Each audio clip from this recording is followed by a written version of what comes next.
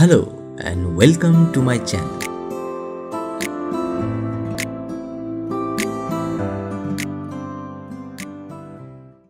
আমাদের যাত্রা যখন শুরু হলো তখন মিউনিকের সূর্য উজ্জ্বল হয়ে জ্বলছে। আসন্ন গ্রীষ্মের খুশিতে বাতাস ভরপুর।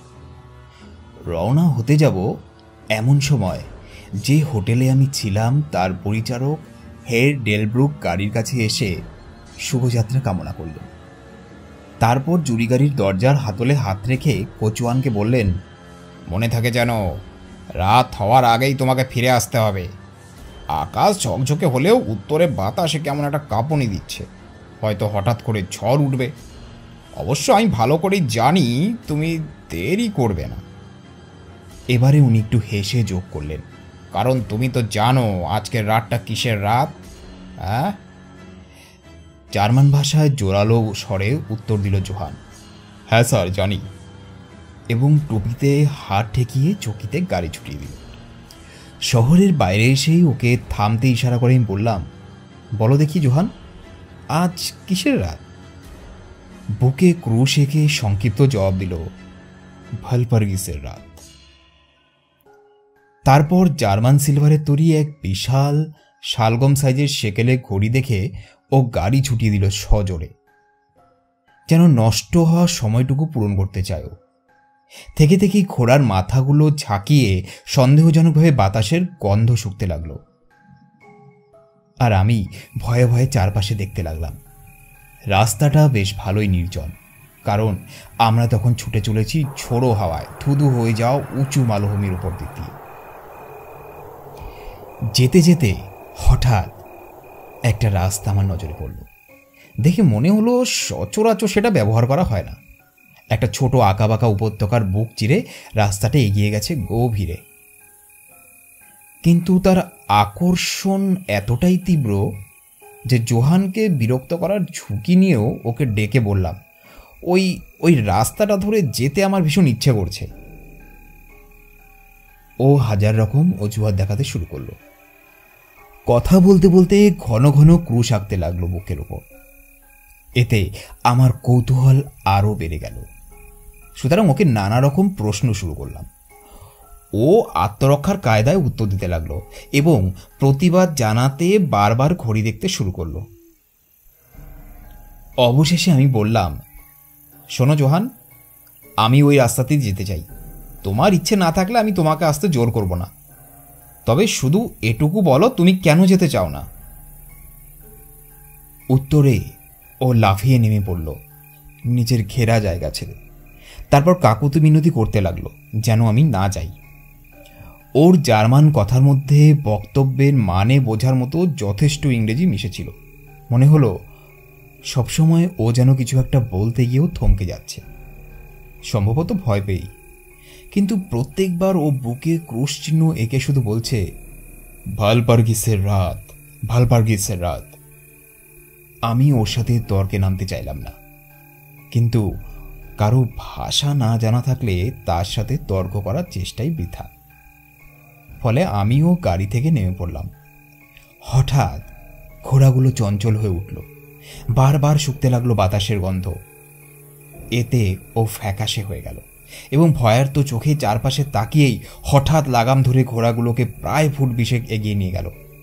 ওকে অনুসরণ করে জানতে চাইলাম কেন ও এমনটা করল। উত্তরে ও আবার বুকে ক্রুশ আঁকল এবং কাছেই একটা ক্রুশের দিকে ইশারা করে প্রথমে জার্মান ভাষায়, পরে ইংরাজিতে বলল, এখানে ও শুয়ে আছে, নিজেকে যে মেরে ফেলেছে। কেউ আত্মহত্যা করলে তাকে চৌরাস্তার মোড়ে কবর দেওয়ার প্রাচীন রীতির কথা আমার মনে পড়ল। ও আত্মহত্যা, আশ্চর্য বটে। দুজনে যখন কথা বলছি তখন হঠাৎই শুনতে পেলাম চিৎকার ও গর্জনের মাঝামাঝি এক অদ্ভুত শব্দ। শব্দটা আসছে বহু দূর থেকে, কিন্তু ঘোড়াগুলো যেন ভীষণ অস্থির হয়ে পড়ল। ওদের শান্ত করতে জোহানের বেশ সময় লাগলো। ফ্যাকাশে মুখে ও বলল, মনে হয় নেকড়ের গর্জন, অথচ এই সময়ে এদিকে কোনো নেকড়ে তো থাকে না। এই কথা বলে ঘোড়াগুলোকে শান্ত করার চেষ্টায় ও যখন আদর করছে আকাশে শুরু হলো কালো মেঘের চঞ্চল আনাগোনা। সূর্যের আলো মুছে গেল। এক ঝলক ঠান্ডা হাওয়া যেন আমাদের গা ঘেঁষে ছুটে চলে গেল পলকে। এই হাওয়ার ঝলক অনেকটা যেন বিপদ সংকেতের মতো, কারণ সূর্য আবার দেখা দিল উজ্জ্বল হয়ে। হাতের আড়াল দিয়ে দিগন্তে চোখ রাখল জোহান। বলল, এই তুষার ঝড়, তার আর আসতে দেরি নেই। তারপর ও আবার তাকালো নিজের ঘড়ির দিকে এবং সঙ্গে সঙ্গে শক্ত হাতে লাগাম টেনে নিয়ে উঠে বসল গাড়ির ঘেরা জায়গায়। এই রাস্তাটা যেখানে গেছে সে জায়গাটার কথা কিছু বলো দেখি। ও আবার বুকে ক্রুশ আঁকল এবং বিড়বিড় করে প্রার্থনা করল। তারপর উত্তর দিল, জায়গাটা খুব খারাপ। কোন জায়গাটা? আমি জানতে চাইলাম। ওই গ্রামটা। ও ওদিকে তাহলে একটা গ্রাম আছে? না না, 100 বছর ধরে ওখানে কেউ থাকে না। আমার কৌতূহল আরো বেড়ে উঠল। কিন্তু তুমি যে বললে ওখানে একটা গ্রাম আছে। এক সময় ছিল, তো এখন কোথায়? এই প্রশ্নে জোহান জার্মান ও ইংরেজি মিশিয়ে এক লম্বা গল্প ফেঁদে বসল। ফলে ওর কথা আমি ঠিকমতো বুঝতে পারলাম না, কিন্তু এটুকু আঁচ করলাম যে বহু শতাব্দী আগে ওখানে অনেক মানুষ মারা গেছে এবং সেখানেই তাদের কবর দেওয়া হয়েছে। তারপরই মাটির নিচে শব্দ শোনা গেছে এবং কবর খুঁড়ে দেখা গেছে যে মৃত স্ত্রী পুরুষেরা সকলেই তরতাজা হয়ে বেঁচে আছে। তাদের ঠোঁট রক্তে লাল টুকটুকে। তখন সেখানে জীবিত যে কজন ছিল তারা সকলে নিজের প্রাণ বাঁচাতে তাড়াহুড়ো করে পালিয়ে যায় অন্যান্য জায়গায়, যেখানে জীবিত মানুষেরা বাস করে, আর মৃত মৃতই, অন্য কিছু নয়। শেষ কথা কটা বলতে ও স্পষ্টত বেশ ভয় পেয়ে গেল। ওর মুখ হয়ে উঠল সাদা, দর দর করে ঘামছে, কাঁপতে কাঁপতে চারপাশে দেখছে, যেন ভয়ঙ্কর কিছু একটা এক্ষুনি আবির্ভূত হবে ওর চোখের সামনে। অবশেষে হতাশ হয়ে ও যন্ত্রণায় চিৎকার করে উঠল সে, ভালপার্গিসের রাত, ভালপার্গিসের রাত, এবং গাড়ির দিকে ইশারা করে আমাকে উঠে বসতে বলল। আমার নীল রক্ত এতে যেন জেগে উঠল। এক পা পিছিয়ে গিয়ে বললাম, তুমি ভয় পেয়েছ জোহান, তুমি ভয় পেয়েছ। যাও, বাড়ি যাও, আমি একাই ফিরব। ভালপার্গিসের রাতের জন্য ইংরেজদের কোনো মাথা ব্যথা নেই। হতাশার ভঙ্গি করে জোহান ঘোড়ার মুখ ঘুরিয়ে দিল মিউনিখের দিকে। লাঠিতে ভর দিয়ে আমি তাকিয়ে রইলাম ওর যাওয়ার পথের দিকে। তারপর হালকা মনে সরু রাস্তাটা ধরে রওনা হলাম জোহানের না পছন্দ উপত্যকার গভীরে। কিন্তু ওর আপত্তির বিন্দুমাত্র কারণও আমার নজরে পড়ল না। মনে হয় সময় বা দূরত্বের চিন্তা না করে আমি ঘন্টা দুয়েক উদ্দেশ্যহীনভাবে ঘুরে বেরিয়েছি এবং একটিও মানুষ কিংবা বাড়ি আমার চোখে পড়েনি। জায়গাটা সম্পর্কে বলতে গেলে বলতে হয় ওটা জনমানবহীন, নির্জন। বিশ্রামের আশায় একটু বসলাম, তাকিয়ে দেখলাম চারপাশে। হঠাৎ খেয়াল হলো পথ চলা শুরু করার সময় যেরকম ঠান্ডা ছিল এখন সেটা তার থেকে অনেক বেশি। দীর্ঘশ্বাসের এক অদ্ভুত শব্দ যেন আমায় ঘিরে রয়েছে। তার সঙ্গে কখনো কখনো অনেক ওপর থেকে ভেসে আসছে চাপা গর্জন। ওপরে তাকিয়ে নজরে পড়ল আকাশে বিশাল ঘন মেঘের দল উত্তর থেকে দক্ষিণ দিকে অস্থির গতিতে ভেসে চলছে। বাতাসে আসন্ন ঝড়ের ইঙ্গিত। আমার কেমন যেন শীত করতে লাগলো। ভাবলাম এতক্ষণ হেঁটে আসার পরিশ্রমের পর এখন চুপচাপ বসে রয়েছি, তাই হয়তো শীত করছে। সুতরাং আবার পথ চলা শুরু করলাম। সময়ের দিকে কোনো খেয়াল না রেখেই আমি পথ চলেছি। ফলে যখন ঘন হয়ে আসা গোধূলির আলো চারদিকে জাঁকিয়ে বসল, তখনই আমার দুশ্চিন্তা শুরু হলো। কি করে পথ চিনে বাড়ি ফিরে যাব? দিনের উজ্জ্বল আলো তখন মিলিয়ে গেছে। বাতাস কনকনে ঠান্ডা। অনেক ওপরে ভেসে যাওয়া মেঘের মিছিল যেন দলে আরো ভারী হয়ে গেছে। সঙ্গে সঙ্গে শোনা যাচ্ছে বহু দূর থেকে একটা কিছু ছুটে আসার শব্দ, আর সেটা ভেদ করে কিছুক্ষণ পরেই ভেসে আসছে এক রহস্যময় চিৎকার। এটাকেই আমার কচুয়ার নেকড়ের চিৎকার বলেছিল। তাকিয়ে আছি, হঠাৎই বাতাসে একটা ঠান্ডা কাঁপুনি খেলে গেল এবং শুরু হলো তুষারপাত। পেরিয়ে আসা মাইলের পর মাইল গাছপালাহীন নির্জন পথের কথা আমার মনে পড়ল। সুতরাং আশ্রয়ের খোঁজে দ্রুত পায়ে সামনের জঙ্গলের দিকে রওনা হলাম। আকাশ ক্রমে আরো কালো হয়ে উঠল, বরফ পড়তে লাগলো আরো ঘন হয়ে, আরো জোরে। অবশেষে একসময় আমার সামনেও চারপাশের মাটি এক চকচকে সাদা গালিচা হয়ে উঠল। গালিচার শেষ প্রান্ত মিলিয়ে গেছে দূরের অস্পষ্ট কুয়াশায়। ক্রমে বাতাসের গতি আরো বেড়ে উঠল ঝোড়ো হাওয়া। তখন আমি বাধ্য হয়ে বাতাস ঠেলে ছুটতে শুরু করলাম। ক্ষণে ক্ষণে আকাশকে চিরে বিচ্ছিন্ন করে দিচ্ছে জ্বলন্ত বিদ্যুৎ, আর সেই আলোয় নজরে পড়ল আমার ঠিক সামনেই ঘন তুষারে ঢাকা ইউ ও সাইপ্রেস গাছে গায়ে মাখামাখি জটলা। অল্প সময়ের মধ্যে পৌঁছে গেলাম সেই গাছপালার আশ্রয়ে। সেই অপেক্ষাকৃত নিঝুম জায়গায় দাঁড়িয়ে শুনতে পেলাম অনেক উঁচুতে ছুটে যাওয়া বাতাসের সনসন শব্দ। দেখতে দেখতে ঝোড়ো অন্ধকার মিশে গেল রাতের অন্ধকারে। ক্রমে ক্রমে মনে হলো ঝড় শান্ত হয়ে আসছে। এখন মধ্যে মধ্যে শুধু শোনা যাচ্ছে দুরন্ত হাওয়ার ঝটকা। সেই মুহূর্তে নেকড়ের অপার্থিব চিৎকার আমার চারদিকে যেন হাজারো প্রতিধ্বনি তুলল। কখনো কখনো অলসভাবে ভেসে যাওয়া ঘন কালো মেঘের ফাঁক দিয়ে পড়ছে বিক্ষিপ্ত চাঁদের আলো। সেই আলোয় আমি দেখলাম আমি সাইপ্রাস ও ইউ গাছের এক ঘন জটলার কিনারায় এসে দাঁড়িয়েছি। তুষারপাত ছেড়ে যাওয়ায় আমি আশ্রয় ছেড়ে বেরিয়ে পড়লাম এবং জায়গাটা আরও খুঁটিয়ে দেখতে শুরু করলাম। মনে হলো যেন প্রাচীন ধ্বংসাবশেষ আমার চোখে পড়ছে। তার মধ্যে একটা বাড়ি জীর্ণ হলেও এখনো মাথা তুলে দাঁড়িয়ে রয়েছে, এবং সেখানে হয়তো আমি কিছুক্ষণের জন্য আশ্রয় পেতে পারি। ঝোপঝাড়ে কিনারা ঘুরে এগিয়ে যেতেই আবিষ্কার করলাম একটা নিচু দেওয়াল বাড়িটাকে ঘিরে রেখেছে। সেই দেওয়াল অনুসরণ করে কিছুক্ষণের মধ্যেই ভেতরে ঢোকার সরু একটা পথ খুঁজে পেলাম। এটুকু নজরে পড়া মাত্রই ভেসে যাওয়া মেঘ চাঁদকে আড়াল করে দিল। কিন্তু সামনে আশ্রয়ের হাতছানি, অতএব আমি অন্ধের মতো হাতড়ে এগিয়ে চললাম। হঠাৎ এক নিস্তব্ধতার মুখোমুখি হয়ে আমি থমকে দাঁড়ালাম। ঝড় থেমে গেছে এবং সম্ভবত নিঃশব্দ স্তব্ধ প্রকৃতির প্রতি সহানুভূতি বসে আমার হৃৎপিণ্ড যেন তার স্পন্দন বন্ধ করে দিয়েছে। কিন্তু সে এক মুহূর্তের জন্যই, কারণ হঠাৎ মেঘ চিরে এসে পড়ল চাঁদের আলো।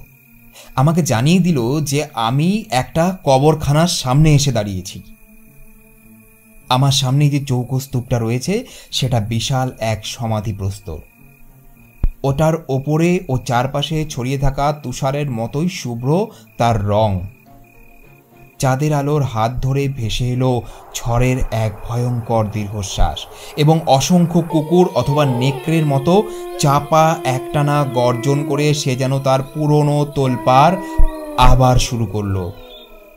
এক অদ্ভুত আকর্ষণে আমি এগিয়ে চললাম মার্বেল পাথরের তৈরি সেই সমাধির দিকে।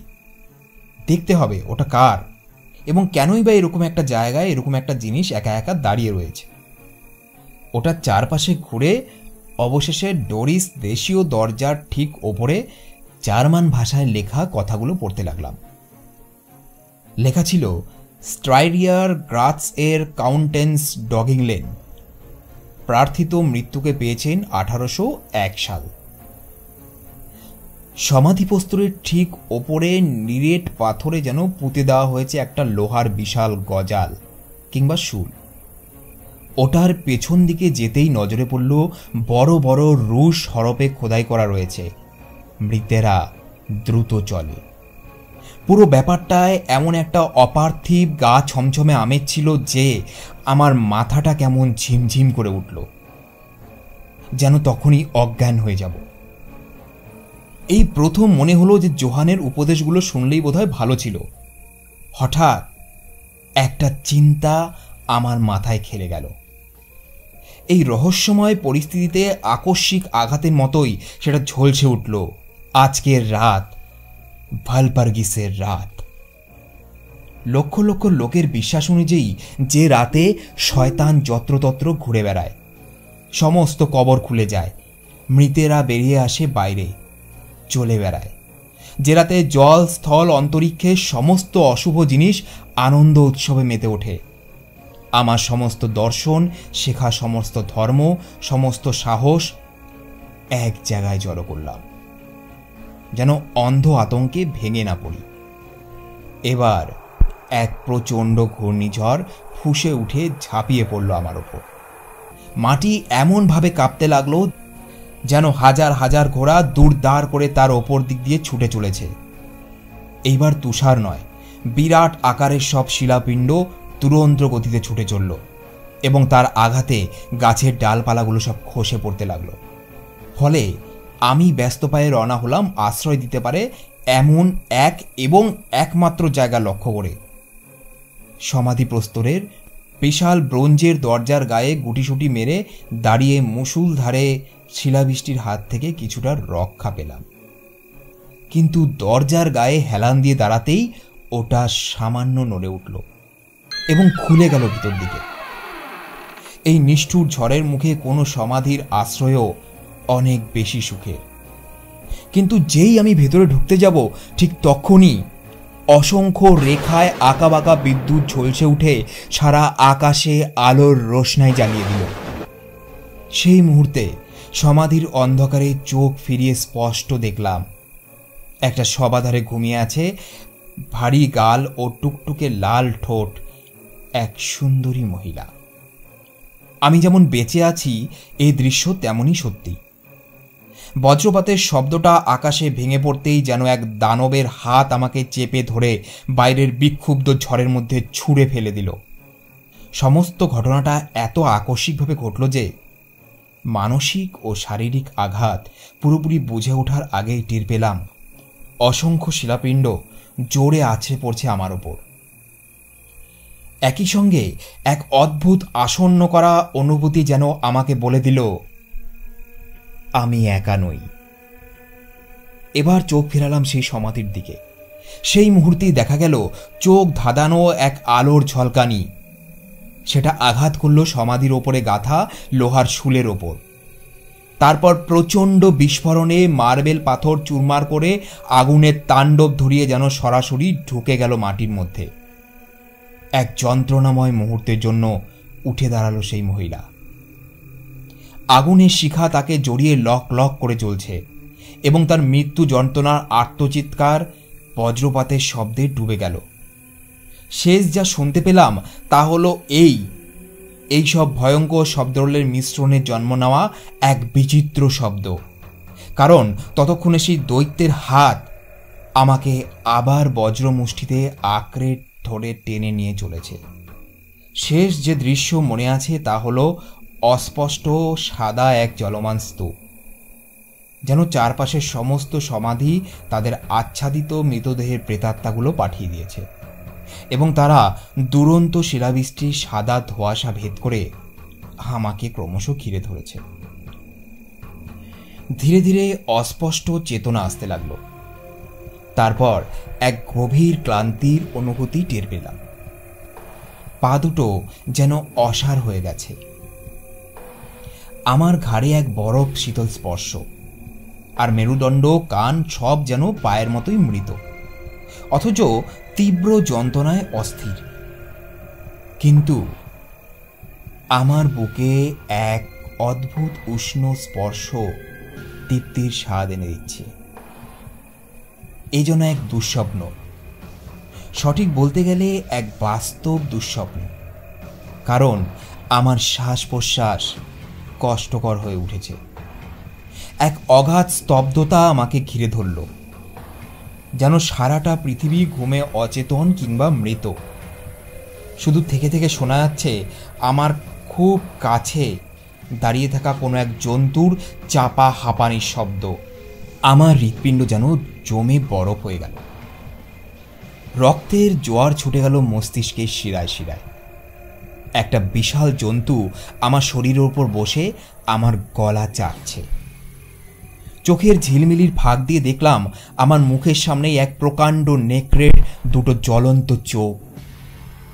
হা করা লাল মুখে ধারালো সাদা দাঁতগুলো ঝকঝক করছে, আর ওটার গরম ঝাঁঝালো নিঃশ্বাস আমি স্পষ্ট অনুভব করতে পারছি। আরও কিছু সময়ের জন্য আমার স্মৃতিশক্তি অচল হলো। তারপর শুনতে পেলাম একটা চাপা গর্জন, পরক্ষণেই এক চিৎকার, একবার, দুবার, বারবার। তারপর যেন বহু দূর থেকে ভেসে আসা সমবেত কণ্ঠে শুনতে পেলাম, হ্যালো হ্যালো। অতি সাবধানে মাথা তুলে শব্দ লক্ষ্য করে তাকালাম। সমাধিক্ষেত্র আমার দৃষ্টি আড়াল করল। নেকড়েটা তখনও অদ্ভুতভাবে চিৎকার করছে এবং একটা লাল আভা সাইপ্রেস কুঞ্জে চলে ফিরে বেড়াতে লাগলো, যেন শব্দটাকে অনুসরণ করছে। কণ্ঠস্বরগুলো আরও কাছে আসতেই নেকড়েটার গর্জন আরও দ্রুত, আরও জোরালো হয়ে উঠল। সাড়া দিতে বা নড়াচড়া করতে আমি ভয় পেলাম। তারপর ঘিরে থাকা গাছের আড়াল থেকে শোনা গেল একদল ঘোড়সাওয়ারের ঘোড়া ছুটি আসার শব্দ, তাদের হাতে জ্বলন্ত টর্চ। নেকড়েটা আমার বুক ছেড়ে উঠে পড়ল, রওনা হলো সমাধিস্থলের দিকে। একজন ঘোড়সওয়ারকে টুপি ও লম্বা কোট দেখে মনে হলো সৈনিক ওরা। দেখলাম বন্দুক তুলে তাক করেছে। অন্য একজন তার কুনুয়ের তলায় ঠেলা মারল। গুলিটা শীষ দিয়ে আমার মাথার ওপর দিয়ে বেরিয়ে গেল। সে নিশ্চয়ই আমাকে নেকড়ে বলে ভুল করেছে। চুপিসারে পালিয়ে যাওয়া জন্তুটাকে আরেকজন দেখতে পেল এবং সঙ্গে সঙ্গে শোনা গেল গুলির শব্দ। তারপর দু চার কদমেই ঘোড়সাওয়ারের দল কাছে এসে গেল। কেউ এলো আমার কাছে, আর কেউ কেউ গেল বরফে সাজানো সাইপ্রেস গাছের ভিড়ে অদৃশ্য হয়ে যাওয়া নেকড়েটাকে অনুসরণ করতে। ওরা কাছে আসতে আমি নড়াচড়ার চেষ্টা করতে লাগলাম, কিন্তু শক্তি খুঁজে পেলাম না। অথচ আমার চারপাশে যা যা হচ্ছে সবই তো দেখতে পাচ্ছি, শুনতে পাচ্ছি। দু তিনজন সৈনিক ঘোড়া থেকে লাফিয়ে নেমে পড়ল, হাঁটু করে বসে পড়ল আমার পাশে। একজন আমার মাথা তুলে ধরল, আমার বুকে হাত রাখল, বলল, ভালো খবর কমরেড। সে চিৎকার করে উঠল, ভদ্রলোক এখনো বেঁচে আছেন। তারপর কিছুটা ব্র্যান্ডি আমার গলায় ঢেলে দেওয়া হলো। শরীরে যেন শক্তি ফিরে এলো। এবার চোখ পুরোপুরি মেলতে পারলাম। তাকালাম চারদিকে। গাছের সমারোহে আলো ও ছায়া চলাফেরা করে বেড়াচ্ছে। শুনতে পেলাম লোকজন চিৎকার করে পরস্পরকে ডাকাডাকি করছে। ভয়ার্ত চিৎকারে বিস্ময় প্রকাশ করতে করতে ওরা ক্রমে এক জায়গায় জড়ো হলো। ভূতে পাওয়া মানুষের মতো অন্যান্যরা কবরখানার গোলকধারা থেকে বেরিয়ে এলো। টর্চের আলো ঝলসে উঠতে লাগলো ক্ষণে ক্ষণে। দূরের লোকজন সবাই যখন কাছে চলে এলো, তখন আমাকে ঘিরে থাকা লোকেরা অধীর আগ্রহে প্রশ্ন করল, কি হলো, ওটাকে পাওয়া গেল? উত্তর পাওয়া গেল ছুটতি, না না, শিগগিরই চলো জলদি, এ জায়গায় থাকা ঠিক নয়, বিশেষ করে আজকের রাতে। ওটা কি ছিল? একাধিক সুরে ধ্বনিত হলো প্রশ্ন। উত্তর পাওয়া গেল বিভিন্ন এবং অস্পষ্ট, যেন সবাই এক বিশেষ আবেগে কথা বলতে চাইছে, অথচ কি এক আতঙ্কে নিজের জীবের রাশ টেনে ধরেছে। ওটা একটা দিশেহারা চিন্তা নিয়ে তোতলা স্বরে বলতে চাইল একজন। একটা নেকড়ে, অথচ নেকড়ে ঠিক নয়, শিউরে উঠে বলল আরেকজন। পবিত্র গুলি ছাড়া ওটাকে কিছু করা সম্ভব নয়, একজন মন্তব্য করল। এরাতে যেমন বেরিয়েছি তেমন ঠিক উচিত শিক্ষা হয়েছে। আমাদের হাজার মার্ক, আমরা সত্যি খেটে উপায় করেছি। চতুর্থ জনের মুখ থেকে বেরিয়ে এলো এই কথাটা। ভাঙা মার্বেল পাথরের ওপর রক্ত ছিল, আরেকজন বলল। সেটা তো বজ্রপাত থেকে আসেনি। আর ওই ভদ্রলোক, এর আর কোনো ভয় নেই তো? গলাটা একবার দেখো তো কমরেড, গলাটা একবার দেখো, দেখো দেখো, নেকড়েটা ওই ভদ্রলোকের গায়ে শুয়ে এর রক্ত গরম করে রেখেছে। অফিসারটা আমার গলার দিকে তাকিয়ে জবাব দিল, ভদ্রলোকের আর কোনো ভয় নেই, চামড়ার কোনো ক্ষতি হয়নি। এসবের মানে কি?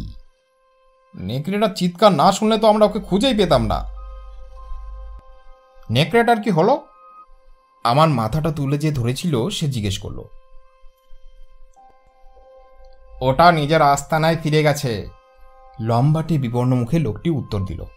আতঙ্কে সে কাঁপছে। এখানে অনেক কবর রয়েছে, তারই একটাই থাকে হয়তো ওটা। এসো কমরেড, জলদি চলো, এই অভিশপ্ত জায়গা ছেড়ে আমরা এখান থেকে চলে যাই। অফিসারটি আমাকে বসানোর ভঙ্গিমায় তুলে ধরল। আদেশে সুরে কি যেন একটা বলল। তখন কয়েকজন মিলে আমাকে বসিয়ে দিল ঘোড়ার পিঠে। সে লাফিয়ে উঠে বসলো আমার পেছনে, আমাকে জড়িয়ে ধরল দু হাতে। তারপর সবাইকে এগোতে নির্দেশ দিল। অতএব সাইপ্রেস গাছের দিক থেকে মুখ ফিরিয়ে আমরা সামরিক শৃঙ্খলায় দ্রুত ঘোড়া ছুটিয়ে চললাম। আমার জিভ তখনও বিদ্রোহ করায় আমি চুপ থাকতে বাধ্য হলাম। নিশ্চয়ই আমি ঘুমিয়ে পড়েছিলাম, কারণ পরের যে ঘটনা মনে আছে তা হলো, আমি দাঁড়িয়ে আছি, দুজন দুপাশে সৈনিক আমায় ধরে রেখেছে। চারদিকে প্রায় উজ্জ্বল দিনের আলো, আর উত্তর দিকে সূর্যের আলোয় প্রতিফলিত হয়েছে এক লাল রেখা। আনকোরা তুষারের ওপর যেন রক্ত ঢেলে তৈরি এক এগিয়ে চলার পায়ের পথ। অফিসার তখন অন্যান্যদের বলছে তারা যা দেখেছে সেটা যেন কাউকে না বলে, শুধু যেন বলে যে একজন অজ্ঞাত পরিচয় ইংরেজকে পাওয়া গেছে, আর একটা বিরাট কুকুর তাকে পাহারা দিচ্ছিল। কুকুর? ওটা তো কুকুর ছিল না। সবচেয়ে ভয় পাওয়া মানুষটা বাধা দিয়ে বলল, নেকড়ে দেখলে আমার চিনতে ভুল হয় না। তরুণ অফিসার শান্ত হয়ে জবাব দিল, আমি বলছি তো কুকুর। কুকুর? ব্যঙ্গ ভরে পুনরাবৃত্ত করল অন্য একজন। স্পষ্টই বোঝা যাচ্ছে সূর্যের তেজের সঙ্গে তার সাহসও বাড়ছে। তারপর আমার দিকে আঙুল দেখিয়ে সে বলল, ভদ্রলোকের গলাটা দেখুন তো, ওটা কি কোনো কুকুরের কাজ স্যার? সহজাত প্রবৃত্তিবশে আমি হাত দিলাম গলায়। সঙ্গে সঙ্গে যন্ত্রণার চিৎকার করে উঠলাম। দেখার জন্য ওরা আমাকে ঘিরে ধরল।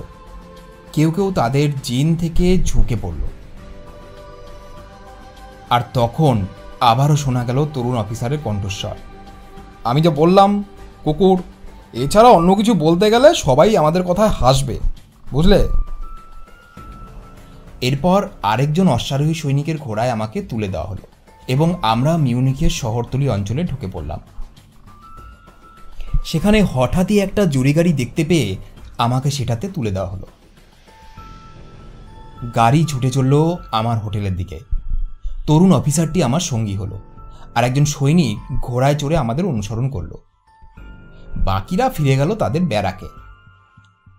আমাদের পৌঁছতে হের ডেলব্রুক এত তাড়াহুড়ো করে সিঁড়ি দিয়ে নেমে আমার সাথে দেখা করতে এলেন যে স্পষ্টই বোঝা যায় তিনি মনে মনে ভীষণ দুশ্চিন্তায় ছিলেন। অফিসারটি আমাদের অভিবাদন করে যখন বিদায় নিতে চলেছে, তখন আমি তাকে এবং তার সাহসী কমরেডদের আন্তরিক ধন্যবাদ জানালাম। সে খুব সহজ গলায় উত্তর দিল যে সে ভীষণ খুশি হয়েছে। এই হেয়ালি ভরা কথায় হোটেল পরিচারক হাসলেন এবং অফিসারটি কাজের ওজোর দেখিয়ে বিদায় নিল। কিন্তু হের ডেলব্রুক? আমি জানতে চাইলাম সৈন্যদলের লোকেরা আমাকে কি করে আর কেনই বা খুঁজতে গেল? নিজের কাজের জন্য যেন লজ্জায় কাজ ঝাঁকালেন তিনি। তারপর উত্তর দিলেন, আমার ভাগ্য ভালো যে আমার দলের সেনাপতির কাছ থেকে ছুটি পেয়েছি এবং অনুসন্ধানের জন্য স্বেচ্ছা সৈনিকের দল চাইতে পেরেছি। কিন্তু কি করে জানলেন যে আমি পথ হারিয়েছি? আমি প্রশ্ন করলাম। কোচওয়ান তার ভাঙাচোরা গাড়ি নিয়ে এখানে এসেছিল। ঘোড়াগুলো পালিয়ে যাওয়ার পর তার গাড়িটি উল্টে যায়। কিন্তু শুধু এই কারণে তো সেনাবাহিনীর অনুসন্ধানকারী দল পাঠানো যায় না? না না, তিনি উত্তর দিলেন, আসলে কোচওয়ান আসার আগেই আপনি যার অতিথি সেই ভদ্রলোকের কাছ থেকে আমি খবরটা পাই। বলে পকেট থেকে একটা তার এগিয়ে দিলেন। একটা চিঠি। আমি চিঠিটা পড়লাম। চিঠিতে লেখা ছিল, বেয়াত্রিস, আমার অতিথি সম্পর্কে সাবধান। তার নিরাপত্তা আমার কাছে অমূল্য। তার যদি সামান্য কিছু হয় বা তিনি হারিয়ে যান, তাহলে তাকে খুঁজে বের করে নিরাপত্তা অটুট রাখতে চেষ্টার ত্রুটি রাখবেন না। ভদ্রলোক ইংরেজ, ফলে ভ্রমণবিলাসী। তুষার, নেকড়ে ও অন্ধকার রাত প্রায় বিপজ্জনক হয়ে ওঠে। যদি তার বিপদের সামান্যতম আভাসও পান, এক মুহূর্ত সময় নষ্ট করবেন না। আপনার উৎসাহ ও প্রচেষ্টার যথাযথ উত্তর আমার ঐশ্বর্য দেবে। ইতি ড্রাকুলা। চিঠিটা হাতে নিয়েই মনে হলো ঘরটা আমার চারপাশে ঘুরপাক খাচ্ছে। তৎপর হোটেল পরিচারক যদি আমাকে ধরে না ফেলতেন, তাহলে হয়তো আমি পড়েই যেতাম। সমস্ত ঘটনার মধ্যে কেমন একটা অদ্ভুত জিনিস রয়েছে, সেটা এতই অপার্থিব যে কল্পনা করা দুঃসাধ্য। আমি যেন বিপরীত শক্তির হাতে এক খেলনা হয়ে গিয়েছিলাম। এই চিন্তার আভাসটুকুই আমাকে অসাড় ও পঙ্গু করে দিল। নিঃসন্দেহে আমি একজন রহস্যময় নিরাপত্তার আশ্রয়ে ছিলাম। এক দূর দেশ থেকে ঠিক যেন সংকট যেন মুহূর্তে এসেছে এক তার বার্তা। তুষার ঘুম ও নেকড়ের দাঁত থেকে আমায় বাঁচিয়ে আমাকে বিপদমুক্ত করেছে ড্রাকুলা।